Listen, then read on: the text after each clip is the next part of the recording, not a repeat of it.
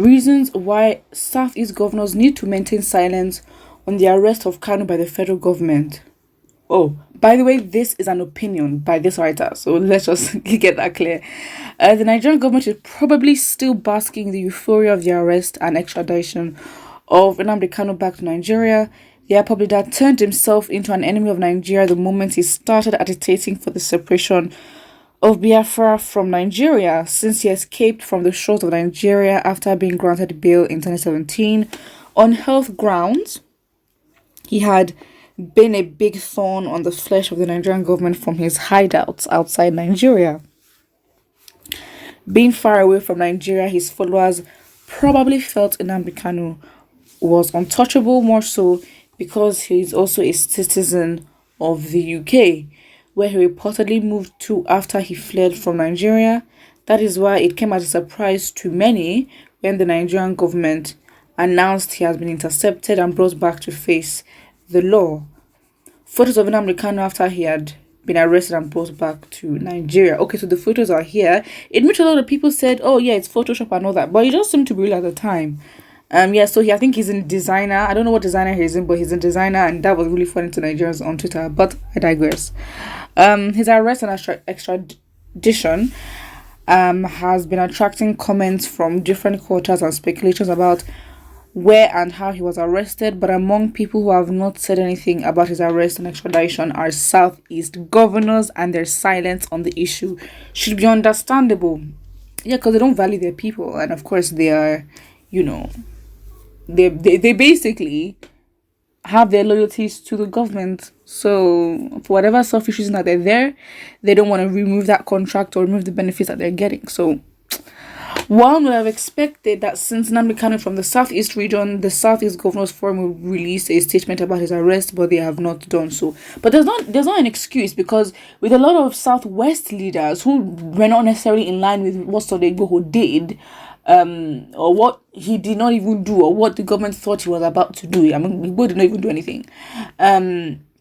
They still were like, okay, fine. Even though it was gaslighting and toxic, there was still an element of support from them, because, for example, the Oluwo of Iwo and a lot of other stakeholders or important figures did come out to say that they begged the Nigerian government to forgive Sunday Igboho and not have him wanted, ignoring the fact that his house was invaded and two of his relatives were killed.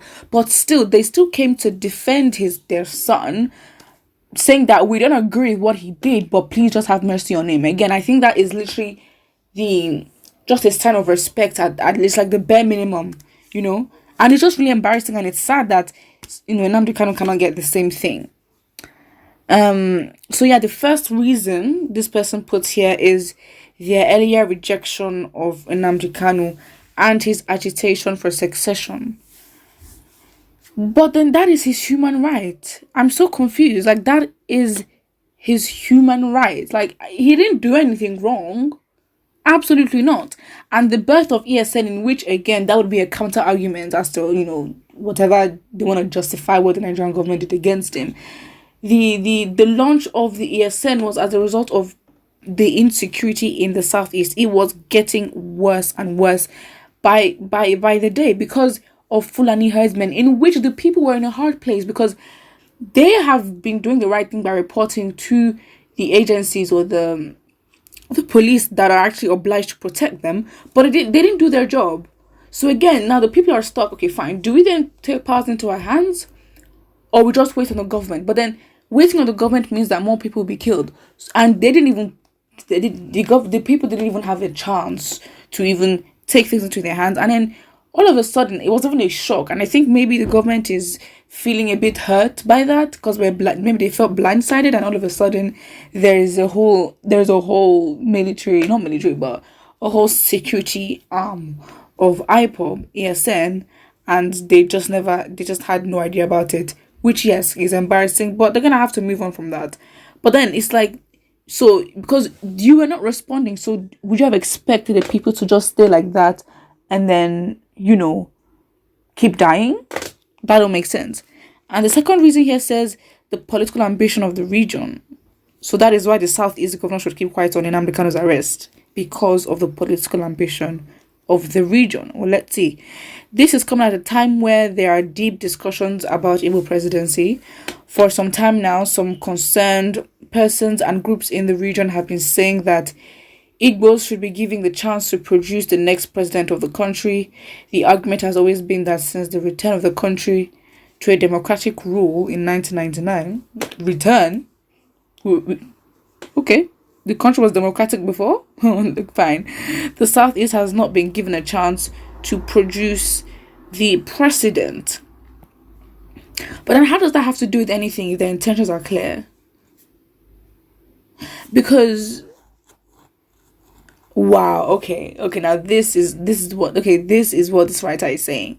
So for the political interest of the region, the Southeast governors need to give their regions the impression, keyword, impression, that they are happy with the president's efforts to restore peace in the region. They need to avoid making comments that would make the trust of their regions in them to waver, especially now that they're trying to gain support of their other regions for the Igbo presidency agenda. What? The impression. And this is why Igbos may just not be president. Like, you really think, like, I'm so sorry, but right now Southeast governors are not even able to stand up for themselves. They're not able to stand up to the presidency right now because they understand that the presidency lies in the north, and for them it is a privilege. Let's be honest, let's be frank, okay? The power lies in the north, because all this while, why were they not president? Of course, everything is manufactured.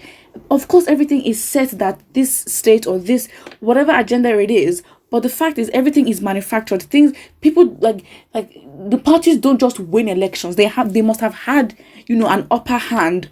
Or when it comes to, again, politics is what? About power. So they haven't had the power for a long time, and that is why they have not reached the presidential seat. But by this alone, I don't even think it should be, because again, it's like lack of communication. What is lack of communication? Because the way they're making it seem, they're communicating this as push for Southern presidency on the grounds and base of equality and all that and democracy.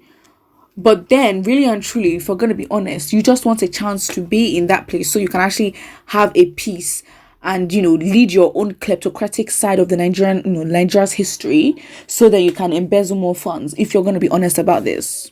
So, I don't understand. Because again, if these Southeast governors cannot stand on their own 2 feet, then what makes us really think that when they're in power, they'd stand on their own 2 feet? Because it would just be imagery to us. They just look like as if they're there and they're the one controlling things.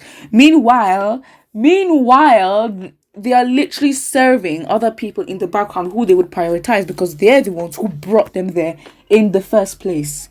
Put what you think about this in the comment section below. Don't forget to like and subscribe.